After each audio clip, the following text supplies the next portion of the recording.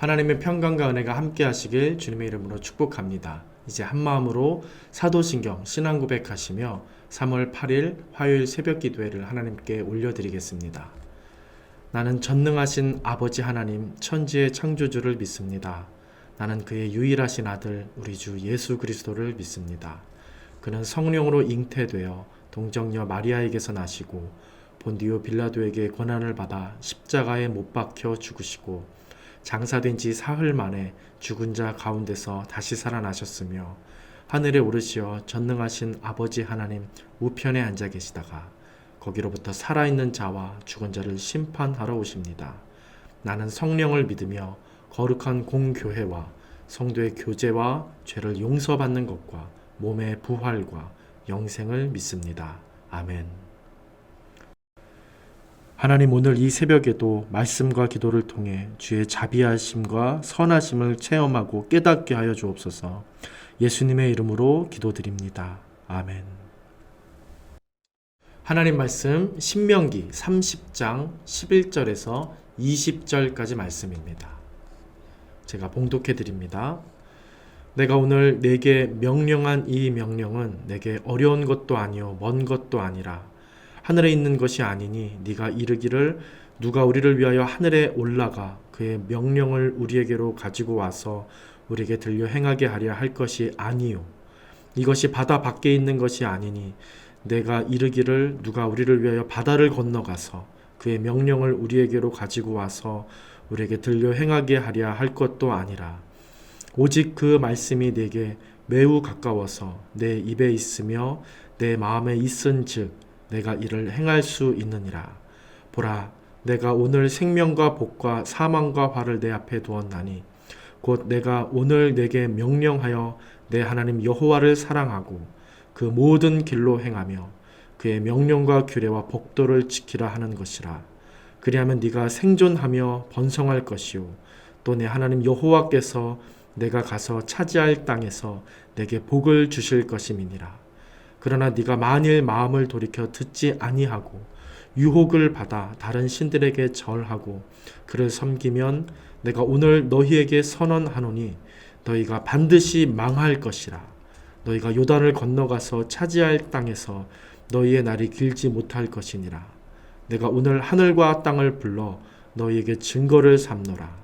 내가 생명과 사망과 복과 저주를 내 앞에 두었은즉 너와 내 자손이 살기 위하여 생명을 택하고 내 하나님 여호와를 사랑하고 그의 말씀을 청종하며 또 그를 의지하라.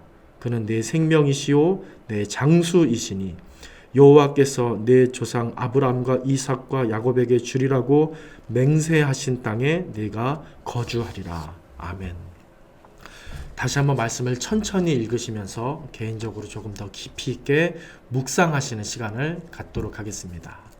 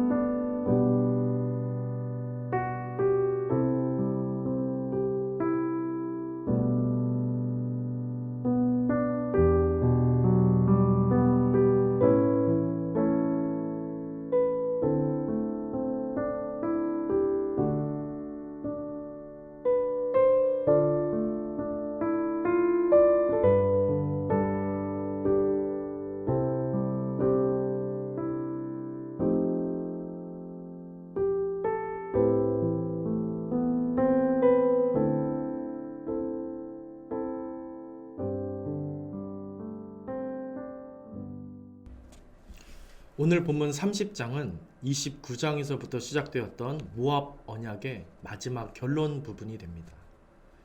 하나님은 이스라엘 백성들과 처음에 시내산 언약을 맺으셨었는데 출애굽 1세대들은 이 언약에 대해 실패했었습니다.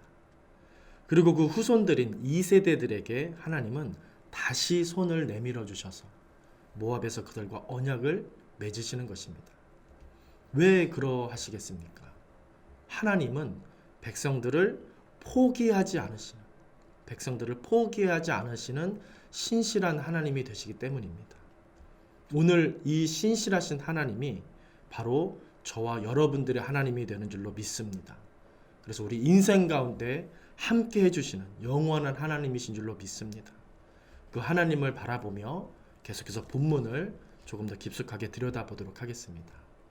첫 절에서부터 친근함이 느껴집니다. 11절을 보시면 내가 오늘 네게 명령한 이 명령은 네게 어려운 것도 아니요 먼 것도 아니라 그렇게 말씀하십니다. 그러면서 이어서 하늘에 있거나 바다 밖에 있어서 아주 높이 혹은 너무 멀리 그렇게 어렵게 가져와야 하는 말씀이 아니다라고 하시는 것입니다. 그리고 14절에서 이렇게 말씀하시죠. 오직 그 말씀이 네게 매우 가까워서 내 입에 있으며 내 마음에 있은즉 내가 이를 행할 수 있느니라. 내 입에 있으며 내 마음에 있다. 그렇게 가깝게 매우 가깝게 내 말씀이 너희에게 있다. 라는 이 표현이 제 가슴을 참 뜨겁게 합니다. 그러면서 동시에 참 마음이 아파지는 그런 느낌까지 받게 됩니다. 1세대들도 그러했을 텐데 그럼에도 불구하고 그들은 그 가까운 하나님의 말씀을 어떻게 했습니까? 밀어내고 불신했었습니다. 그리고 그것은 결국 하나님을 밀어낸 그런 형국이 되어버렸습니다. 이스라엘의 역사를 가만히 떠올려 보시기를 바랍니다. 그들이 언약에 대해 실패했던 이유가 무엇이었습니까? 결코 말씀을 듣지 못해서 그리고 말씀을 이해하지 못해서가 아니었습니다. 저 멀리 하나님 말씀이 저 멀리 간접적으로 들려서도 아니었습니다. 하나님은 그들의 귀에다 대고 직접적으로 말씀해 주셨고 불기둥과 구름기둥으로 항상 내가 너희와 가까이 있다, 함께 있다 라는 것을 알려주시고 깨우쳐 주시고 보여주셨었습니다. 그 1세대들의 배고픔과 목마름 그리고 여러 수많은 불평과 원망의 간구들까지 어떻게 하셨습니까? 다 들어주시고 응답해 주셨고 그렇게 매 순간 가까이서 함께 해주시고 도와주셨었습니다. 그런데 이 1세대 백성들은 하나님을 멀찌감치 밀어냈었는데 그것은 바로 말씀대로 살지 않은 데 있습니다. 말씀은 무엇입니까? 하나님의 방식입니다. 백성들은 그 말씀의 방식, 하나님의 방식이 아니라 세상 힘의 방식, 지식의 방식, 돈의 방식, 물질의 방식 이것으로 살려고 계속해서 하나님을 밀어내고 하나님을 떠났었습니다. 의지할 것이라고는 하나님밖에 없었던 그 광야에서 그들은 정말 최선을 다해 찾고 또 찾아서 그 황량한 광야에서도 세상을 찾아냈고 사람의 세계를 만들어냈던 것입니다. 그런 1세대들의 아픔을 안고 하나님은 다시 그 후손들인 2세대들에게 손을 다시 내밀어 주시고 말씀해 주시는 것입니다. 결코 내가 너희와 멀리 있지 않다 하시는 것입니다. 결코 내 명령이, 내 말이 너희와 멀리 있지 않다. 멀리 떨어져 있지 않다. 이렇게 말씀하고 계신 것입니다. 이 하나님의 뜨거운 음성을 우리 성도님들 가슴으로 느끼시고 듣게 되시기를 바랍니다. 그리고 계속해서 15절 이후를 또 보시겠습니다. 생명과 복 그리고 사망과 화를 백성들 앞에 두셨다 말씀하시며 그 각각의 길로 가는 길에 대해서 이후에 설명을 하십니다. 먼저 생명과 복으로 가는 길은 16절부터 나오는데 뭐라고 합니까? 내 하나님 여호와를 사랑하고 그 명령과 규례와 법도 즉 그의 말씀을 지켜 행하라 그렇게 말씀을 하십니다. 그 다음에 17절에서는 반대로 사망과 화로 가는 길이 나오는데 두 가지로 정리해 볼 수 있습니다. 그 길은 첫 번째로 어떤 길이냐면 듣지 않는 길입니다. 하나님의 말씀을 듣지 않고 살아가는 길. 그때 사망과 화를 만나게 된다 말씀하십니다. 두 번째는 우상을 섬기는 것, 이방 신을 섬기는 것, 그렇게 우상을 섬기며 가는 그 길이야말로 사망과 화를 만나는 길이다라고 하나님은 말씀하십니다. 이후에도 보면 하나님은 이 두 가지 길에 대해 계속 반복적으로 말씀하시며 오늘 본문이 끝이 납니다. 이 부분에서 하나님 말씀의 뉘앙스를 우리는 잘 분명히 느낄 수 있어야 합니다. 먼저 16절을 보시면 하나님은 당신을 사랑하라고 하시면서 뭐라고 하셨냐면 내가 오늘 너에게 명령하였다 그렇게 말씀을 하십니다. 그러니까 하나님을 사랑해라, 여호와를 사랑해라 라고 하시는 이 내용이 무엇입니까? 명령이라는 것입니다. 명령. 사랑을 명령하시는 것입니다.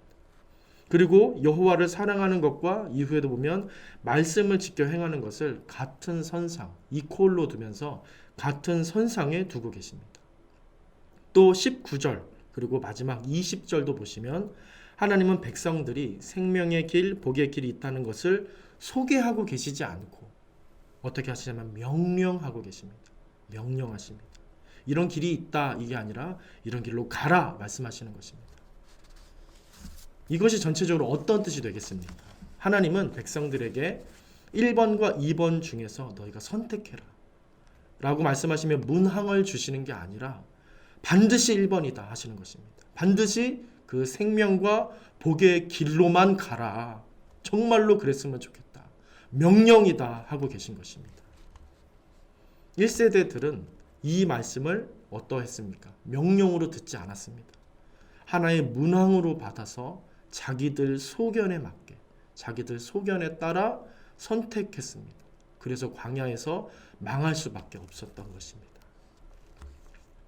그리고 오늘 이 모압에서의 언약은 당시 출애굽 2세대들에게만 해당되는 명령이 아님을 우리는 기억해야 하는 것입니다.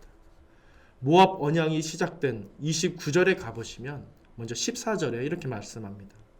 내가 이 언약과 맹세를 너희에게만 세우는 게 아니라 오늘 여기 서 있는 자들과 오늘 함께 여기 있지 아니한 자에게까지다 라고 말씀하셨고 22절에도 보시면 너희 뒤에 일어나는 너희의 자손에게까지다 라고 염두하셨습니다.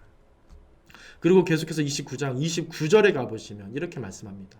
감추어진 일은 우리 하나님 여호와께 속하였거니와 나타난 일은 영원히, 이것이 중요합니다. 영원히 우리와 우리 자손에게 속하였나니 이는 우리에게 이 율법의 모든 말씀을 행하게 하심이니라 라고 말씀하셨습니다.